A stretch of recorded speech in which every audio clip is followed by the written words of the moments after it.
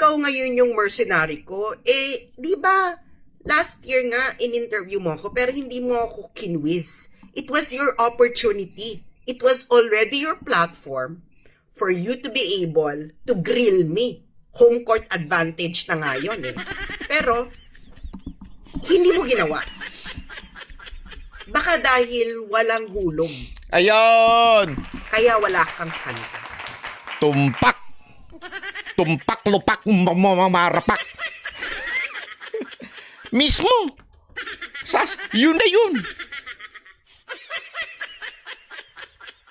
Alam nyo, kaya kababayan, mahirap pag ikaw ay jukebox vlogger. Sunog ka talaga. Bakit? Siyempre, yari ka. Magbabago ang argumento mo at yung argumento mo masisilip.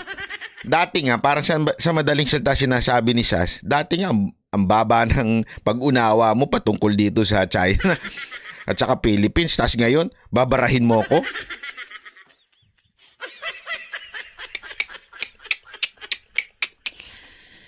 Coach Jarrett, sa halagang mahalaga ho ba? Sa halagang mahalaga? Gaano kahalaga?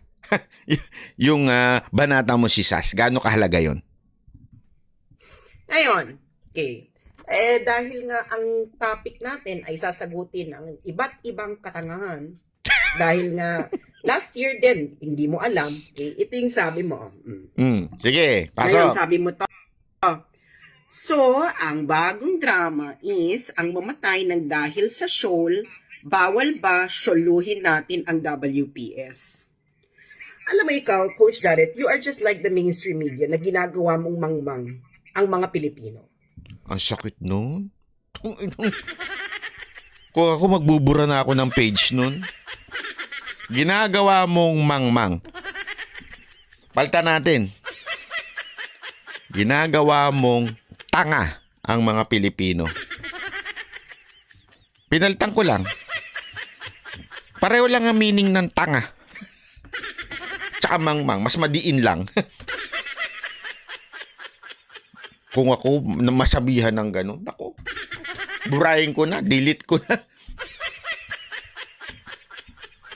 Pwede ka naman magkaroon ng stand, pero dapat ito ay nakabase sa facts. Okay? Ano yung sabi mo? Hindi ba natin pwedeng solohin?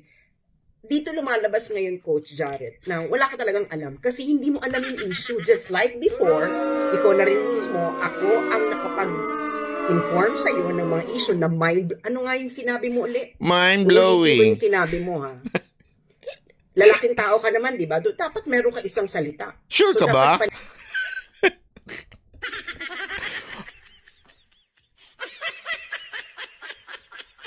Yun ang, Sas, yun ang pinakamasakit. Manggaling sa'yo. Lalaking tao ka naman, di ba?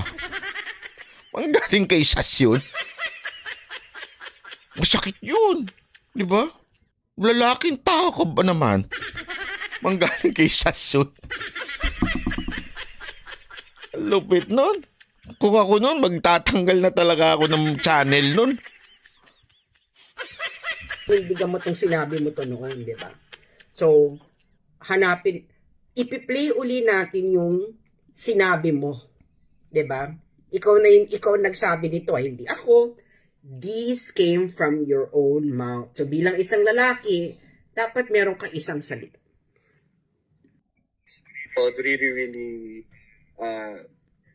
Naku, Miss Sas, isang oras kalahati na tayo. Oy.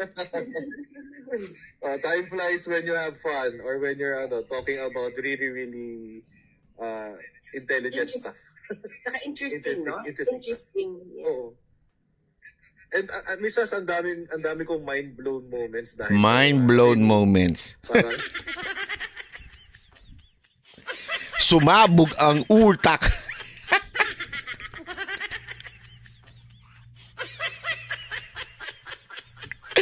Ang ganda ng interpretasyon nun, nung meaning nung mind blown. Sumabog ang utak mo, Brad. Naintindihan niyo ba yung sabi niya? Kasi sa dami ng mga kaalaman na binanggit si Sas, sumabog daw yung utak niya. Hindi nagagap ang utak. Pambira, oo. Tapos babarahin mo ngayon si Sas tungkol dito sa West Philippine Sea. Sumabog nga yung utak mo nun eh. Napulot mo na? Na-rescue mo na? Napalitan na yung utak mo? Sino nagpalit? Kaya naman pala bumaligtad eh. Kasi sumabog na yung utak niya eh. Pambira. Parang I never knew na ganito pala and all of that. So, ibig sabihin, ikaw na mismo nagsabi na before you talk to me, you never knew. So ngayon, you were given an opportunity during that time para questionin ako, ipahayag mo yung view mo, debatihin ako, hindi mo ginawa. It was your home court. Vlog mo yan. Hindi mo ako kinestyon. So, hindi ka naman siguro duwag. Diba? Lalaking tao ka eh. Laki-laki mong tao eh. So ngayon, Madami nang nakain? Malusog na? Nasasaktan ako niyan ha. Wag ganun, Sas. Wag ganun. Wag nyo ka dinadami mga malalaking ha. Baka mahilig lang kumain. Basta ako, wala nagpapakain sa akin. Ewan ko dyan sa na yan, kung may sino nagpapakain dyan. Maldes.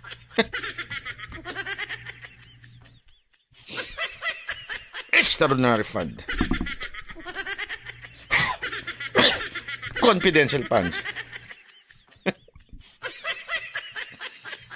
sagutin natin tong kabobohan mo. Sabi mo, hindi ba natin pwedeng suluhin ang WPS? Unang-una, Coach Jared, dapat alam mo ang ibig sabihin ng WPS. Baka kasi hindi mo rin alam, no? Baka karamihan, Wise Philippine Sea, di ba? Maraming Pilipino na hindi alam kung anong WPS, tapos Wise Philippine Sea. ikaw, pinapalaganap mo pa rin yung kamangmangan mo sa ibang tao. So, ito yung WPS. Okay. Ang WPS ay nagsimula lang ito noong 2012. Okay? Through Administrative Order number 29, Sige, teacher. series of 2012 Tuloy mo lang. ni Pinoy. Okay? So, yan. Naming the West Philippine Sea of the Republic of the Philippines and for other purposes. So, saan daw yung WPS? So, nandito naman yan, no? So, ang WPS daw ay ang the maritime areas on the western side of the Philippine archipelago are hereby named as the West Philippine Sea. These areas include Luzon Sea as well as the waters around, within, and adjacent to the Kalayaan Island Group and Bajo de Masinloc, also known as Scarborough Shoal. So, ulitin natin yan. As well as the waters around, within, and adjacent to the Kalayaan Island Group. So, ibig sabihin, yung waters na nasa Kalayaan Island Group, that's West Philippine Sea. So, sabi mo, hindi ba natin pwedeng suluhin? Coach Jared, kung may alam ka sa issue, hindi mo itatanong yan. Diba? So, dapat, wag kang magpalaganap ng kamangmangan. So, ito Katangahan sa madaling salita. Ini-explain ko lang, baka mamaya hindi nyo alam ibig sabihin ng salitang mangmang eh. Ini-interpret ko lang. Sabi ni Sas, huwag kang magpakalat ng katangahan. kasi yung ito yung Kalayaan Island Group na sinasabi doon sa West Philippine Sea. Okay? So this map, mga friends, ito ay kinunan ko nung in-interview ko si National Security Advisor Esperon nung June 2022. So, sa office niya itong map na to. So, that is the Kalayaan Island Group. Okay. So, nakikita nyo yan, no? Yung mga mapa na yan, yung mga flags na yan, yan ang occupants ng West Philippine Sea. So, pag 1 star, that's Vietnam. Okay? So, Vietnam, Philippines, this is China, Vietnam. So, yung 1 star is Vietnam, and several stars is China. Yan, China yan. Tapos, ayun yung Taiwan. Okay? So, ayun din yung Malaysia. Meron pa yan sa baba, yung Malaysia, Kasi, Alam mo, napaka-importante nito kasi galing ito nung nasa opisina daw siya nung nakaraang administrasyon, 'di ba, na ano niyan, defense, 'di ba? Kung alam mo nung nakita mo 'yan, talagang makikita mo, hindi lang ho China.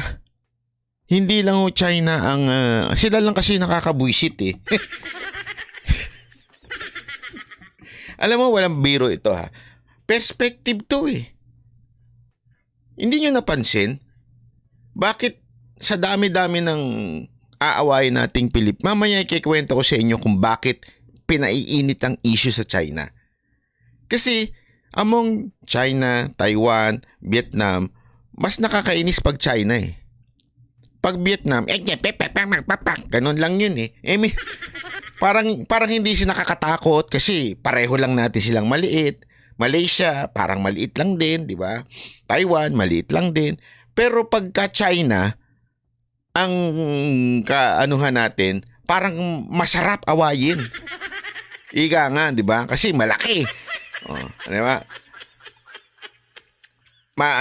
Pwede nating giriin natin ng ganun eh. Sinong ganun? Hindi ho yung mga sundalo natin ha. Hindi yun ang tinutukoy ko.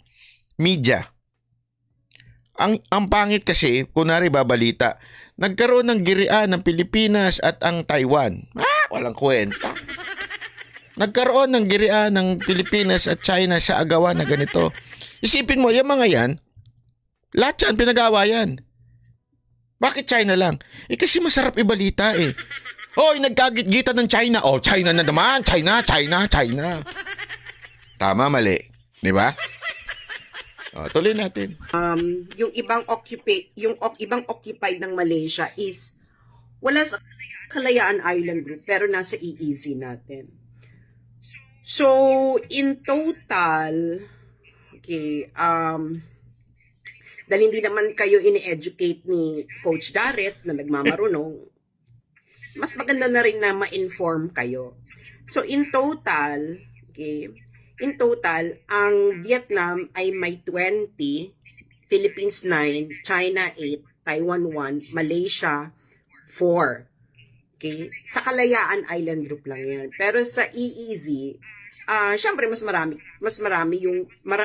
pa yung sa Malaysia. Okay? So, pag sa EEZ, so 21 ang Vietnam, Malaysia 7. Okay? Taiwan isa, China is 8. So 21 21 outposts ng Vietnam ay nasa EEZ ng Pilipinas, nasa West Philippine Sea. Ang Malaysia may 7 sa West Philippine Sea, ang Taiwan may 1, ang China ay may 8. So 21 Vietnam, 7 Malaysia, Taiwan 1, and China 8. So, kung isasama pa natin yung Sabah sa Malaysia, dahil nasa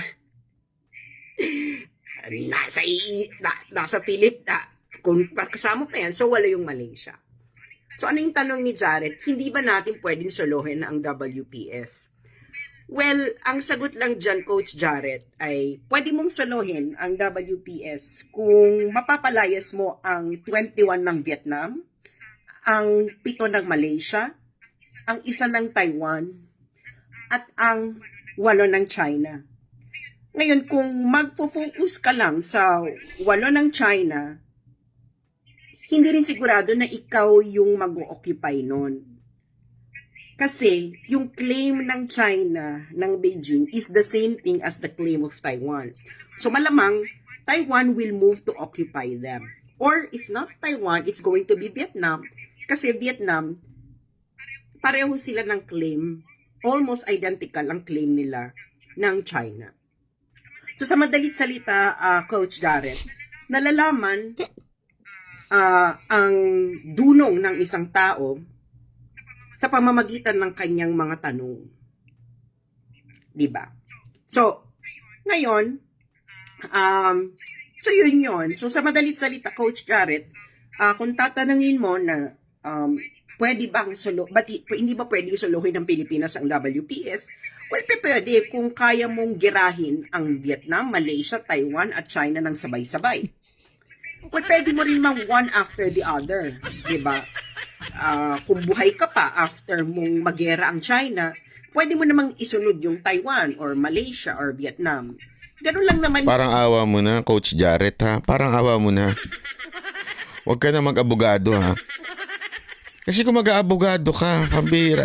Nasira na yung imahe ng abogado sa akin dahil kay Libayan, eh. Tapos mag-aabogado ka pa. Diba? Pagka mamaya talagang masira na yung imahe ng pagiging abogado, wala na mag-abogado sa Pilipinas. Pambira ka naman, Coach Jarrett. Yun. So, pwede, Coach Jarrett, pwede mong masoli yung West Philippine Sea kung palalayasin mo lahat yan. Ngayon, kung hindi mo kayang palayasin, ang sagot ay hindi mo masusolo. So ngayon, yung sinasabi mo, Coach, ay galing sa kamangmangan. Katangahan. At ikaw na rin, Sa ibang lingwahe, katangahan. Sakit. Ang sakit talaga nito. Grabe ka, Sas. sabi last year, nalaman mo lang ang mga issue, iba't iba ang mga issue tungkol doon dahil sa akin. At siguro naman after a year ay nag-research ka. Pero mukhang hindi, Coach. Eh. Mukhang hindi ka pa nag-research. May kilala akong ganyan. Kaya mo tinatanong na hindi ba natin pwedeng masolo? May kilala akong ganyan. Comment ng comment, hindi naman niya na-research yung mga pinagsasabi ni Tulpo. May kilala akong ganyan, kukuha lang siya ng kapirasong sinabi ni Tulpo. Hindi niya nire-research yung buong konteksto na sinabi ni Tulpo. Bakit ganun talaga, no? Nagiging tanga ka pag hindi ka nagre-research, ano? Ang pangit kasi nun yung papasok ka sa eksena, tapos biglang hindi mo pala alam yung pinag-uusapan. Di ba? Ang West Philippine Sea. Kasi kung nag-research ka, Coach, malalaman mo na hindi nga. Kasi nga, 21 features ang occupied ng Vietnam sa West Philippine Sea. Ang Malaysia ay 7, 8 kung isasama natin ang Sabah. Taiwan 1, China 8. So, pag inaway mo yung China, mapaalis mo yung China, hindi mo pa rin siya masusolo. Kasi nandun pa rin ang Vietnam, Malaysia at Taiwan. Actually, Coach, no, kung hindi mo alam, kasi nga, jukebox vlogger ka, Naku po, patay kang kung bata anong ka. hulog siya ang kanta, Sakit! noong recently, no, noong August ba to, is nagkaroon ng military live fire drills. Okay? Ang Taiwan. Ibig sabihin, Coach, nagkaroon ng military live fire drill ang Taiwan. Alam mo kung saan, Coach? Saan? Ibubulong ko naririnig mo ba ako, Coach? Ibubulong ko sa'yo ang sekreto kung saan ginawa ng Taiwan yung military drill nila, Coach. Makinig ka, Coach. Alam mo kung saan? Coach, nakikinig ka ba? Alam mo kung saan ginawa ng Taiwan yung military live fire drill nila? Alam mo kung saan? Sa West Philippine Sea. Yes, Coach, sa West Philippine Sea. Narinig mo? Sa West Philippine Sea. Oo, Sa Coach. Pasig ba yan? Ah. Alam Pasig mo na. River ba yan? So, bakit wala kaming naririnig sa gobyerno against this? Akala ko ba dapat solohin natin ang West Philippine Sea? So, bakit may military live fire drill sa West Philippine Sea na hindi natin alam, hindi ipinaalam sa taong bayan at hindi na-criticize ng gobyerno? Kasi nga, hindi nga China yon. Mas nakakainis ang Chekwa kaysa sa Taiwanese. Yun ang totoo.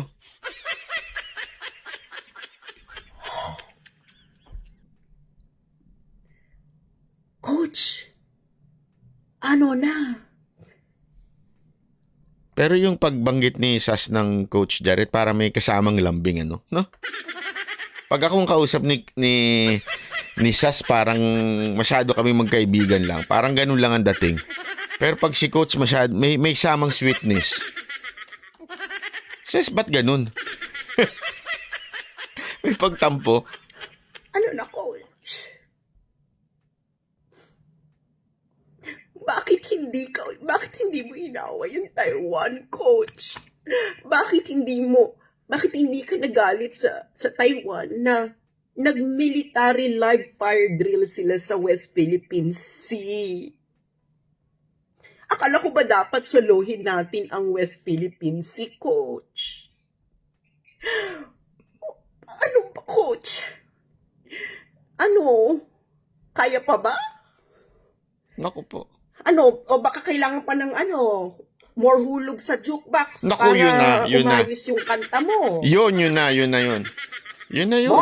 Oo, yun na yun. So, Hulugan nga natin ng ano sandali. na, coach? Hulugan natin ng 500 yen si Ano nga si yung coach. sinabi mo sa akin early last year? Baka magbago ng awit. Ano nga yung unyong sinabi mo sa akin last year, coach? Diba? Oy coach, itong 500 yen makakabili na to ng Yoshinoya. Small na beef. Akala ninyo ganitong pera sa kanila, makakakain ka na ng Yoshinoya ang masarap na may itlog. Ay, ulitin natin, no? Kasi ikaw naman nagsabi nito, coach, eh. So, might as well. Time flies when you have fun or when you're talking about really, really intelligent stuff. Saka interesting, no? Interesting. Interesting. Ito yung jukebox. Hulog ko na. At misas, ang dami kong mind-blown moments Hulog ko na ba, Coach Jarrett? Yung pang jukebox? dahil sa'yo. As in, parang I never knew na ganito pala and all of that. Intelligent stuff. Saka interesting, no? Interesting. Yeah. Oo. And at misas, ang dami kong mind-blown moments dahil sa'yo. Grabe, sumabog ang utak niya. As in, parang I never knew na ganito pala and all of that. Anyway, yan po ang kwento at pagsunog ni Sas Rogando Sasot dito kay vlogger na jukebox di umano daw. Coach Jarrett, sinasabi ko naman sa'yo, yung level ng utak ninyong mga tanso, medyo pangbentahan lang ng suka. Ayan, totoo. Gumaya ka, may payo ako sa'yo, gumaya ka na lang doon sa bata mong si Sangkay. Hindi, walang biro. Coach Jarrett, makinig ka. Gumaya ka na lang doon sa bata mong kay Sangkay na hindi na pumasok sa politika. Hindi mo kasi kakayanin ng utak ng mga pagdating sa politika. Yung utak mo, sabi mo nga sumabog eh. Baka atay na lang yung gumagana dyan. 'Di ba?